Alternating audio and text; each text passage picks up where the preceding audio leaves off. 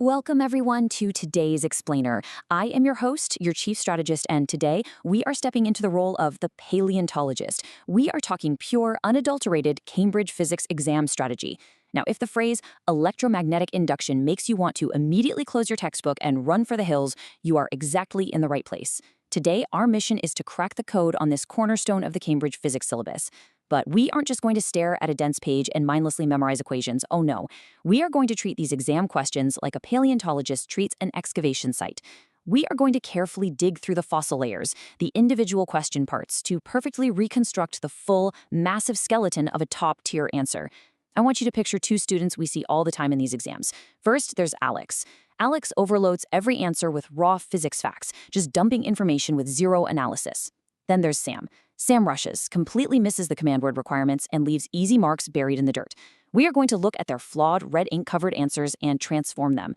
By the end of this explainer, you won't just know the physics definitions, you'll possess a strategic blueprint to maximize your marks. Let's get this excavation started. Okay, let's dive into this foundational layer. A truly strong attack on any physics topic shouldn't start with an intimidating, rigid dictionary definition. Instead, ask yourself a highly practical starter question. What physical effect, measurement, or prediction actually depends on understanding electromagnetic induction? By starting right here, grounding the physics in reality, before we touch a single formal vocabulary word or mathematical symbol, we make the concept feel absolutely necessary to solve real problems. Why does this matter? Because this concept-first approach makes you far less dependent on memorized wording and much more capable of reasoning your way through those unfamiliar, incredibly tricky exam questions. You're building a foundation of rock-solid logic, not just a fragile wall of text that crumbles under pressure. Whether you're preparing for syllabus codes 0625, 0651, 0652, 5054, or even looking ahead to 9702, this rule applies universally.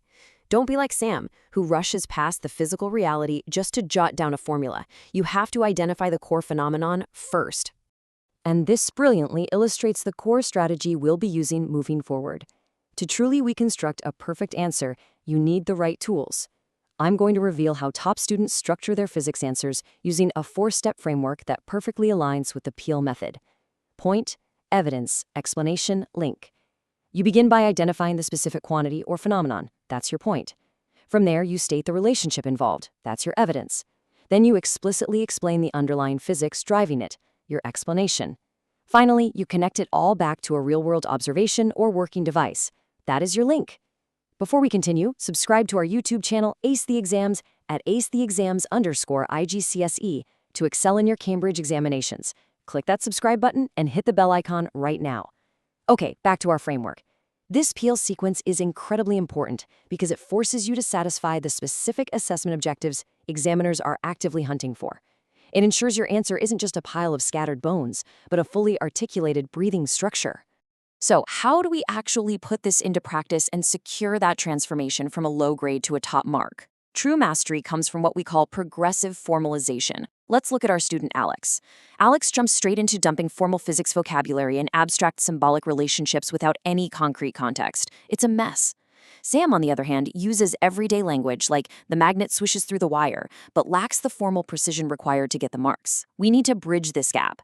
You want to start with a concrete, everyday example, like picturing your own hand physically moving a magnet through a wire coil.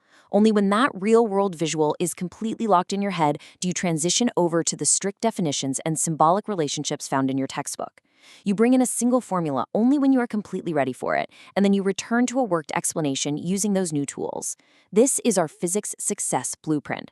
We are taking Alex and Sam's red pen mistakes and turning them into green check marks by layering the formal physics directly over the concrete reality. Let's move deeper into the excavation site and see how this builds our analytical toolkit. When you're tackling exam questions on this topic, there are essential, unbreakable rules you absolutely must follow to decode the command words. If you encounter a graph, you must actively ask yourself what the slope, the area, the direction, or the shape represents in physical reality. Don't just look at a line going up. Figure out what physical action that upward slope represents. Furthermore, when dealing with complex systems, like magnetic fields, forces, particles, or circuits, you must insist on tracing a strict cause and effect chain. Prioritize cause and effect over isolated facts. Just knowing that a moving magnet creates a current isn't enough. Explaining the exact step-by-step chain of events of why it happens is what secures top-tier understanding. It's like brushing away the dirt to reveal exactly how one fossil connects to the next. If you break this cause and effect chain, your answer falls apart. Stop scrolling. Subscribe to our YouTube channel, Ace the Exams, at @acetheexams_IGCSE to excel in your Cambridge examinations. We've helped thousands of students improve by 2-3 grade boundaries. Join them right now by subscribing to @acetheexams_IGCSE and turn on all notifications so you never miss our weekly exam strategy sessions. All right, let's jump straight into our interactive workshop phase. We know electromagnetic induction doesn't exist in a vacuum. It powers engineering, safety systems, transport, energy, and medical tech. So here's challenge number 1, the data scan. I want you to imagine a complex physics chart right in front of you showing voltage output over time as a magnet falls through a coil. I'm putting 60 seconds on the mental clock right now. Tick-tock. What is the core trend? You need to instantly extract that the speed of the magnet directly affects the amplitude of the induced voltage. You should always be able to pull at least one real situation from this massive web of applications to prove how the physics actively matters. Physics doesn't just live in a classroom, it runs the real world. Let's move on to challenge number 2, find the flaw. I want you to mentally review a flawed paragraph. Imagine a student writes, "Induction happens when a magnet moves, creating power." Sounds okay, right? Wrong. Where is the lost mark? The flaw is the lack of precision and cause and effect.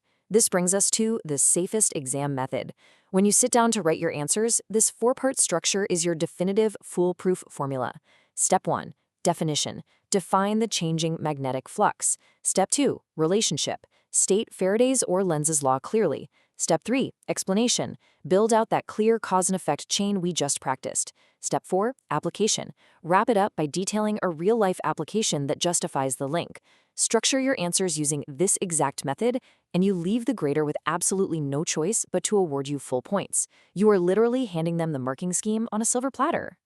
Now, for challenge 3, speed writing. I'm giving you a 30-second mental timer to visualize writing one perfect Peel paragraph. Ready? Go. While you think through that, let's look at how clearly this contrast exposes where learners usually go wrong. Let's dissect these common exam traps.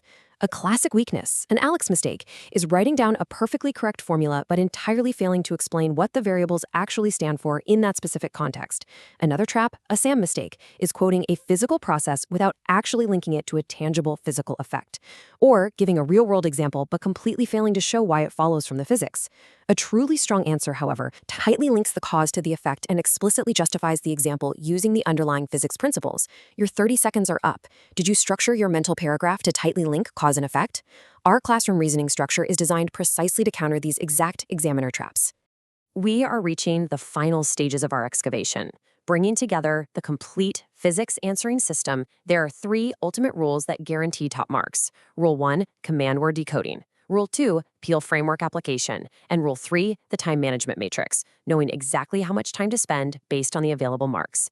To make sure all of this sticks long-term, build your study sessions around these 4 quick recall prompts.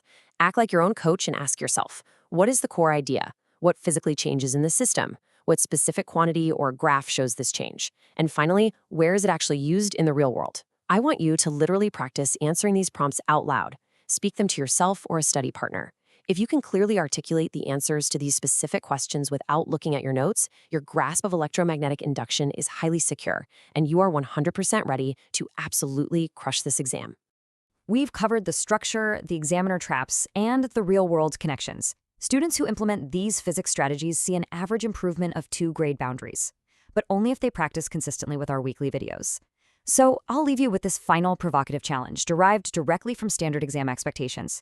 Can you explain the physics behind electromagnetic induction using a clear cause and effect chain for a real-life device?